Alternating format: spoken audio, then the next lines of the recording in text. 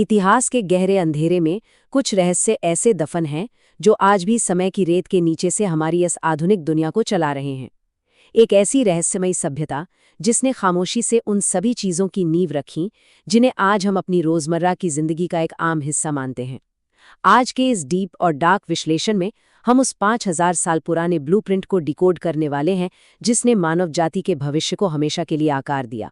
चलिए इस एक्सप्लेनर में थोड़ी गहराई में उतरते हैं। जरा कल्पना कीजिए, अगर कोई समय यात्री आज से पूरे 5000 साल पीछे अतीत में चला जाए तो क्या उसे लगेगा कि वो किसी आदिम या जंगली युग में आ गया है? बिल्कुल नहीं। उसे देखकर सचमुच हैरानी होगी कि जो आधुनिक दुनिया आज हमारे चारों ओर है उसका मूल ढांचा तो पहले ही तैयार हो चुका था। प्राचीन रेत के भीतर दुनिया के पहले कानून, पहली प्रेम कविताएं और यहाँ तक कि आसमान के तारों को देखकर बनाए गए पहले कैलेंडर के गहरे राज छिपे हुए हैं। ये सिर्फ एक पुराना शहर नहीं था, बल्कि हमारी आधुनिकता का सबसे पहला और सबसे पावरफुल वर्जन था। आज हम जिस जगह को इराक के नाम से जानते हैं, जो देखने में एक सूखे और बंजर रेगिस्तान की तरह लगती है, वो हमेशा से ऐसी बिल्कुल नहीं थी। आज के सूखे परिदृश्य और प्राचीन काल के उस हरे भरे क्षेत्र के बीच एक बहुत बड़ा कॉन्ट्रास्ट है। उस समय इसे उपजाऊ अर्धचंद्र या फर्टाइल क्रीसेंट कहा जाता था। होता क्या था कि हर साल यहाँ भयंकर बाढ़ आती थी और जब वो पानी पीछे हटता था तो अपने पीछे एक बेहद उपजाऊ मिट्टी छोड़ जाता था।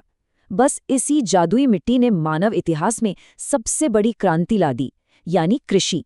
इंसानों को अब भोजन के लिए दर-दर भटकने की जरूरत नहीं थी और यहीं से शुरुआत हुई एक जगह बसने और सरवाइव करने के बिल्कुल नए तरीकों की। दरअसल ये पूरी सभ्यता एक बहुत ही खास भौगोलिक संयोग का नतीजा थी। मेसोपोटामिया सुनकर थोड़ा भारी शब्द लगता है ना, लेकिन ग्रीक भाषा में इसका सीधा सा अर्थ है 2 नदियों के बीच की भूमि। और ये 2 नदियां थीं दजला, जिसे हम टिग्रिस कहते हैं, और फुरात, जिसे यूफ्रेट्स कहा जाता है। इन दोनों नदियों के बीच की जमीन ने शुरुआती इंसानी सभ्यता के पनपने के लिए एक परफेक्ट पालना तैयार किया। इन नदियों का पानी ही वो जीवनदायिनी ताकत थी जिसने इंसानों को जंगलों में शिकार करने से रोककर एक सभ्य समाज में बदल दिया। खंड 1, पहले तकनीकी दिग्गज उरुक और उर के सुमेरियन इंजीनियर्स। आपको बता दें कि मेसोपोटामिया केवल एक साम्राज्य नहीं था, बल्कि यह कई साम्राज्यों का एक हब था, और इनमें सबसे पहला नाम आता है सुमेरियंस का। अगर हम इतिहास को खंगालें तो सुमेरियंस को दुनिया का पहला टेक गीक या इंजीनियर कहना बिल्कुल गलत नहीं होगा। मानव इतिहास के इनोवेशन ने असल में यहीं से रफ्तार पकड़ी। उरुक और उर जैसे विशाल शहरों को बसाने वाले इन सुमेरियंस ने दुनिया को कुछ ऐसे आविष्कार दिए हैं जिन्होंने लिटरली सब कुछ बदल कर रख दिया।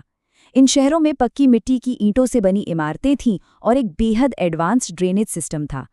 3500 ईसा पूर्व में पहिए का आविष्कार हुआ। लेकिन रुकिए, यहाँ एक बहुत ही चौंकाने वाला फैक्ट है। पहिए का आविष्कार शुरुआत में किसी बैलगाड़ी या ट्रांसपोर्ट के लिए नहीं हुआ था। इसका पहला इस्तेमाल मिट्टी के बर्तनों को गोल घुमाने यानी पॉटरी बनाने के लिए किया गया था। परिवहन के लिए इस्तेमाल तो इसके आविष्कार के लगभग 500 साल बाद जाकर शुरू हुआ। अब जैसे जैसे ये शहर बड़े होते गए और व्यापार फैलने लगा तो व्यापार और टैक्स का हिसाब किताब सिर्फ याददाश्त के भरोसे रखना नामुमकिन हो गया। इसी जरूरत ने जन्म दिया दुनिया की पहली लिखित भाषा को, जिसे क्यूनिफॉर्म लिपि कहा जाता है। सुमेरियंस गीली मिट्टी की पट्टियों पर नुकीले औजारों से निशान उकेरते थे और फिर उन्हें सुखा लेते थे। ये केवल लिखने का एक तरीका भर नहीं था, बल्कि ये मानव इतिहास को सुरक्षित रखने का एक ऐसा अमर तरीका बन गया जिसकी बदौलत आज हजारों साल बाद भी हम उनके गहरे रहस्यों को पढ़ पा रहे हैं। खंड 2, आसमान छूते मंदिर, जिगुराट्स की भव्यता। चलिए अब थोड़ा उस दौर के गहरे, रहस्यमयी और डार्क धार्मिक वातावरण की ओर चलते हैं। प्राचीन आसमान की ओर देखें तो वहां मिस्र जैसे नुकीले पिरामिड नहीं, बल्कि कुछ और ही विशाल और खौफनाक खड़ा था, जिगुराट्स। ये मिट्टी की ईंटों से बने, ऊपर से बिल्कुल सपाट और विशालकाय सीढ़ीनुमा पिरामिड थे। इनका आकार इतना बड़ा था कि ये पूरे प्राचीन क्षितिज पर राज करते हुए नजर आते थे। इन विशाल और डरावनी संरचनाओं के पीछे एक बहुत ही गहरा धार्मिक डर और श्रद्धा छिपी थी। उस समय के लोगों का ये पक्का विश्वास था कि उनके देवता आसमान में रहते हैं और ये जिगुराट्स मृत्युलोक और देवलोक के बीच एक पुल या कहें तो स्वर्ग की सीढ़ी का काम करते थे। इसके सबसे ऊपरी हिस्से पर जो मंदिर था, वहां केवल और केवल शहर के मुख्य पुजारी को ही जाने की इजाजत थी। ये मंदिर मुख्य रूप से अनु यानी आसमान के देवता, एनलिल यानी तूफान के देवता, और इन्नाना, जो कि प्रेम और युद्ध की देवी थीं, उनको समर्पित थे। असल में इंसान अपने बनाए इन ऊंचे शिखरों से अपने डरावने देवताओं को शांत रखने की एक हताश कोशिश कर रहा था। खंड 3, प्रारंभिक कानून और अजूबे, बेबीलोन का स्वर्ण युग। सुमेरियंस के बाद जो नया साम्राज्य उभरा, उसने धन, संपत्ति और क्रूर ताकत की बिल्कुल नई सीमाएं तय कर दी। बेबीलोन दुनिया का सबसे आलीशान और साथ ही खौफनाक हद तक शक्तिशाली शहर बन चुका था, और इस पर राज था महान और कुख्यात राजा हम्मुराबी का। अब 282 ये कोई रैंडम या साधारण संख्या नहीं है। ये 282 उन कानूनों की सटीक संख्या है जिन्हें हम्मुराबी ने एक विशाल 7 फुट ऊंचे काले पत्थर पर उकेरने का आदेश दिया था। एक इतने बड़े और जटिल साम्राज्य को चलाने के लिए सिर्फ ताकत काफी नहीं थी, व्यवस्था बनाए रखने के लिए सख्त नियमों की जरूरत थी। और इसी के साथ जन्म हुआ दुनिया के पहले लिखित संविधान का। हम्मुराबी के ये कानून अपनी भयानक क्रूरता और अचूक निष्पक्षता के लिए जाने जाते थे। आंख के बदले आंख, दांत के बदले दांत, यही विचार उस समाज की कठोर न्याय प्रणाली का मूल आधार था। इसे ऐसे समझिए, अगर किसी बिल्डर ने कोई घर बनाया और वो घर अचानक गिर गया जिससे उसके मालिक की मौत हो गई, तो उस बिल्डर को सीधा मौत की सजा दी जाती थी, कोई माफी नहीं। ये न्याय जितना क्रूर था, उतना ही समाज में डर और व्यवस्था बनाए रखने के लिए इफेक्टिव भी माना जाता था। और एक तरफ जहां ऐसे खौफनाक और कठोर कानून थे, वहीं दूसरी तरफ कला और इंजीनियरिंग का एक ऐसा अजूबा भी था जो आज भी दुनिया को हैरान कर देता है। राजा नबुकदनेस्सर द्वितीय ने अपनी रानी की खुशी के लिए एक ऐसा कृत्रिम स्वर्ग बनाया जिसे बेबीलोन के झूलते बगीचे या हैंगिंग गार्डन्स कहा गया। दूर से देखने पर ऐसा लगता था मानो एक पूरा हरा भरा जंगल हवा में झूल रहा हो। कृत्रिम तरीके से पानी को इतनी ऊंचाई तक पहुंचाने की ये शानदार इंजीनियरिंग ही इसे प्राचीन दुनिया के 7 अजूबों में से एक बनाती है। खंड 4, पहला महाकाव्य नायक, राजा गिलगमेश की कथा।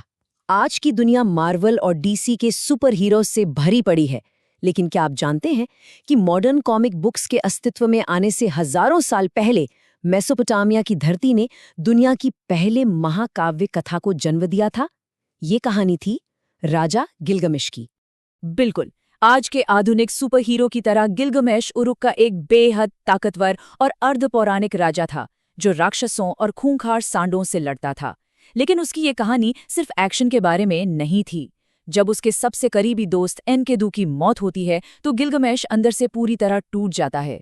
उसके अंदर एक बहुत ही इंसानी और गहरा डर बैठ जाता है, मौत का डर। और बस इसी खौफ से प्रेरित होकर वो अमरता की खोज में एक खतरनाक सफर पे निकल पड़ता है। गिलगमेश की इस महाकाव्य कथा में एक और बेहद रहस्यमय हिस्सा है, द ग्रेट फ्लड या एक भयानक महाबाढ़ का जिक्र। इस प्राचीन कहानी का बाइबल में बताई गई नूह की नाव यानी नोआज आग की कहानी के साथ जो सीधा और डरावना मेल है, वो आज भी इतिहासकारों के रोंगटे खड़े कर देता है। यह दिखाता है कि हजारों साल पहले भी इंसान का अस्तित्व और जीवन को बचाने की जद्दोजहद बिल्कुल आज जैसी ही थी। खंड 5, मेसोपोटामिया का पतन, एक साम्राज्य कैसे धूल में मिल जाता है। देखिए, हर महान कहानी का एक अंत जरूर होता है, और ये अंत बहुत ही उदास और खौफनाक था। गणित, विज्ञान, पहिया और लिपि को जन्म देने वाली ये महान सभ्यता आखिर पूरी तरह से ढह कैसे गई? एक इतना एडवांस समाज मिट्टी में कैसे मिल गया? दरअसल इसके पतन के पीछे कोई एक अकेला कारण नहीं था, बल्कि ये विनाश की एक पूरी चेन या श्रृंखला थी। आइए डिकोड करते हैं कि ये पतन आखिर हुआ कैसे।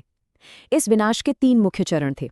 पहला चरण था पारिस्थितिकी यानी इकोलॉजी। नदियों के पानी से लगातार और जरूरत से ज्यादा सिंचाई करने से जमीन में नमक की मात्रा इतनी बढ़ गई कि वो उपजाऊ जमीन पूरी तरह बंजर हो गई और भयानक अकाल पड़ गया। दूसरा चरण था उनका आपसी संघर्ष। सुमेर, बेबीलोन और अशूर जैसे शहर सत्ता के लालच में आपस में ही लड़ते करते रहे, जिससे वे अंदर से बिल्कुल खोखले हो गए। और ताबूत में आखिरी कील ठुकी 539 ईसा पूर्व में, जब फारस के राजा साइरस द ग्रेट ने बेबीलोन पर एक जोरदार आक्रमण कर उसे पूरी तरह तबाह कर दिया। और इस तरह धीरे धीरे मेसोपोटामिया की पहचान, उसकी शानदार संस्कृति, उसकी भाषा, सब कुछ हमेशा के लिए समय की रेत में दफन हो गया।